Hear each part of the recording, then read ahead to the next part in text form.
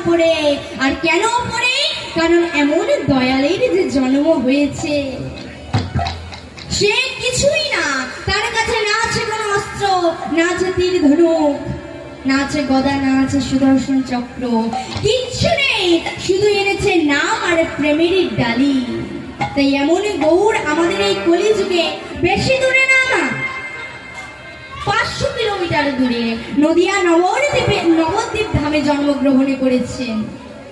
আর আমরা তার ঘরের মেয়ে হয়ে, ঘরের ছেলে হয়ে তাকে ভুলে যাচ্ছি। আমরা সেই গৌরীকে ভুলে গেছি। যদি বলেন লাবণ্য তুমি এত বড় কথা বলছো, আমরা গৌরাঙ্গ মহাপ্রভু, আমরা ভগবানকে ভুলে গিয়েছি। হ্যাঁ মা, আপনারা লক্ষ্য করে দেখুন, আপনারা মায়াপুরে গেলে তার জল জ্যান্ত প্রমাণ পাবেন।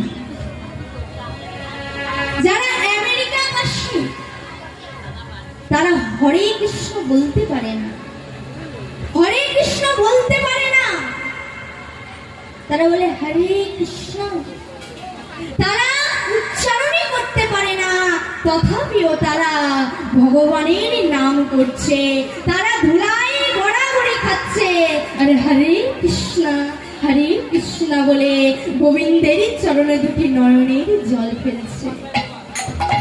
আর আমরা তার ছেলে মেয়ে হয়ে, তার ভক্ত হয়ে, তার ঘরের কাছে জন্মগ্রহণ করে আমরা কাকে ডাকছি? তার দাদাকে। ও মা, এই রাজনীতির দাদা না, কে? না যিশুদা। আমরা সেই যিশুদাকে ডাকছি। আমি যখন অনেককে জিজ্ঞেস করি, আমাদের ওখানে প্রায়, আপনাদের এখানে হয়তো নেই, আমাদের গ্রামে বিশেষ করে অনেকজনকে দেখি যে যিশুদার কি প্রার্থনায় যায়। আমি যখন প্রশ্ন করি, আচ্ছা তোমরা যে যিশুদার প্রার্থনায় যাচ্ছ, কেন তোমরা যাও? বলে আমরা, আর তোমরা যে ভগবানের ঘরে জন্মগ্রহণ করে আমাদের সনাতন ধর্মের ভগবান গৌরাঙ্গ মহাপ্রভু, তোমরা গৌরাঙ্গ মহাপ্রভুকে না ডেকে যিশুদাকে কেন ডাকো? মাগো, তখন বলে ভগবান কৃষ্ণ শিশুপালকে বলেছিল যে তুই 100 অপরাধ করবি, আমি তোকে ক্ষমা করে দেব, কিন্তু যখন 101 অপরাধ হবে আমি ক্ষমা করব না, তোকে আমি নিজের হাতে নিধন করব।